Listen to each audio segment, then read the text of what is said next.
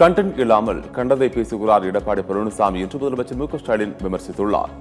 சீர்காழியில் திமுக கூட்டணி வேட்பாளர்களை ஆதரித்து முதலமைச்சர் மு க ஸ்டாலின் பரப்புரை மேற்கொண்டார். அப்போது பேசிய முதலமைச்சர் ஸ்டாலின், அதிமுகவையும் எடப்பாடி பழனிசாமியும் பாஜக குத்தகைக்கு எடுத்துள்ளது என்று விமர்சித்தார். தோல்வி வகத்தில் எடப்பாடி பழனிசாமி தரம் தாழ்ந்து பேசுகிறார் என்றும், வரும் தேர்தலில் பழனிசாமியை அரசியலில் இருந்து எடுத்தெறியுங்கள் எனவும் கூறினார்.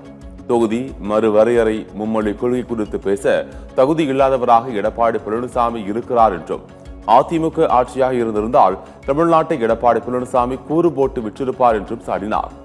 வரி கட்டுவதற்கு மட்டும் தமிழ்நாட்டின் பணம் வேண்டும், ஆனால் தமிழ்நாட்டுக்கு எந்த திட்டமும் இல்லை என்றும் முதலமைச்சர் மு க ஸ்டாலின் தெரிவித்தார்.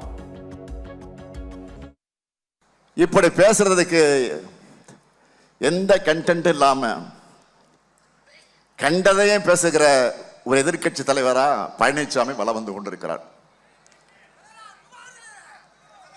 நாள்தோறும் கருத்து கணிப்புகள் முடிவுகள்லாம் வந்துகிட்டு இருக்கு இல்லையா? அதுல திமுக கூட்டணி வெற்றி எண்ணிக்கை கூட கூட தோல்வி பயத்துல பழனிசாமி தரம் கீழே கீழே இறங்கிட்டு போகுது. கூவத்தூர்ல எம்எல்ஏக்களை ஏலம் எடுத்து முதலமைச்சரானவர் அவர். அந்த பதவியில் இருக்க தகுதியே இல்லைன்னு சொல்லி நீங்க எல்லாம் தோக்கடிச்சீங்க. இப்ப அவரே முதலமைச்சரா மட்டும் இல்ல, எதிர்கட்சி தலைவராக இருக்கவும் தனக்கு தகுதி இல்லை என்பதை போல நடந்து கொள்கிறார்.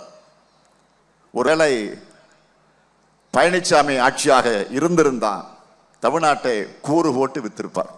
நல்ல வேலை இல்லை. வர்ற தேர்தலையும் பழனிசாமியும் என்டிஏ கூட்டணியும் ஒரு தொகுதியிலே கூட ஜெயிக்க கூடாது. இதுக்காக மட்டும் இல்ல, தமிழ்நாட்டுக்கு ஒன்றிய அரசு எந்த சிறப்பு திட்டத்தையும் செய்கிறது இல்லைன்னு சொல்லி வருகிறோம்.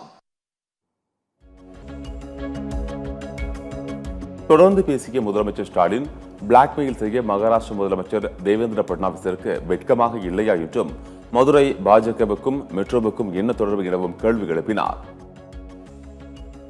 மதுரைக்கு வந்த மகாராஷ்டிராவினுடைய பாஜக முதலமைச்சர் பட்னவிஸ் என்ன சொன்னார்னு பாத்தீங்களா? நான் இன்னைக்கு அதுக்கு ட்விட்டர்ல செய்தி போட்டிருக்கிறேன். மதுரைக்கு ஏன் மெட்ரோ நிராகரிக்கப்பட்டுச்சு என்று செய்தியாளர்கள் கேட்கிறாங்க. யார்கிட்ட? மகாராஷ்டிராவுடைய முதலமைச்சர் இடத்துல. ஏன் மெட்ரோவை கேன்சல் பண்ணீங்கன்னு. அதுக்கு அவர் சொல்றாரு, மதுரையில் பாஜக எம்எல்ஏ வெற்றி பெற்றா மதுரைக்கு மெட்ரோ கிடைக்கும்னு பேசுறார். முதல்ல கேட்கிறேன், அவருக்கு மதுரை மெட்ரோவுக்கு என்ன சம்பந்தம்? அவர் என்ன பிரதமரா? இல்ல அந்த துறையை சார்ந்த ஒன்றிய அமைச்சரா? அரசியலமைப்பின் மீது உறுதிமொழியற்ற ஒரு மாநிலத்துடைய முதலமைச்சராக இருக்கக்கூடிய பேசுற பேச்சா இது? பாஜக ஜெயிக்க வச்சாதான் உங்களுக்கு மெட்ரோ தருவன்னு வெளிப்படையா கட்ட பஞ்சாயத்து பண்றாரு திரு பட்னாவிஸ் அவர்களே. இப்படி பிளாக்மெயில் பண்ண உங்களுக்கு வெட்கமே இல்லையா? திமுகவின் தேர்தல் அறிக்கையில் முதல் வாக்குறுதி சிக்ஸர் தான், திமுக தேர்தல் அறிக்கை தான் சூப்பர் ஸ்டார் என முதலமைச்சர் மு க ஸ்டாலின் தெரிவித்தார். மே 4 கல்யாண நாள் என்றால் தேர்தல் அறிக்கை வெளியிட்ட நாள் நிச்சயதார்த்த நாள் என்று முதலமைச்சர் தெரிவித்தார். தேர்தல் அறிக்கையை வெளியிட்டு இருக்கணும். அதாவது 2026 தேர்தலுடைய சூப்பர் ஸ்டார் இதுதான். ரஜினி படத்தில் பாட்டு இருக்கும், சூப்பர் ஸ்டார் யாருன்னு கேட்டா திமுக தேர்தல் அறிக்கைன்னு சொல்லுவோம். நான் பிரச்சாரத்துக்கு கிளம்புறதுக்கு முன்பே நம்ம சூப்பர் ஸ்டார் நமக்காக பிரச்சாரத்தை ஸ்டார்ட் பண்ணிட்டார். இந்த சூப்பர் ஸ்டார் சொல்றேன், தேர்தல் அறிக்கை சூப்பர் ஸ்டார். வாக்கு எண்ணப்படக்கூடிய மே 4 கல்யாண நாள்னா தேர்தல் அறிக்கை வெளியிட்ட நாள் தான் நம்ம வெற்றிக்கு நிச்சயதார்த்த நாள்.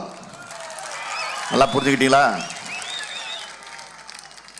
வாக்கு எண்ணப்படக்கூடிய மே 4 கல்யாண நாள். மேரேஜ் டே அன்னைக்கு எல்லாருக்கும் கல்யாண நாள் அன்னைக்கு ஃபர்ஸ்ட் பாலே சிக்ஸர் தான். எப்படி ஃபர்ஸ்ட் பாலே சிக்ஸர் தான்.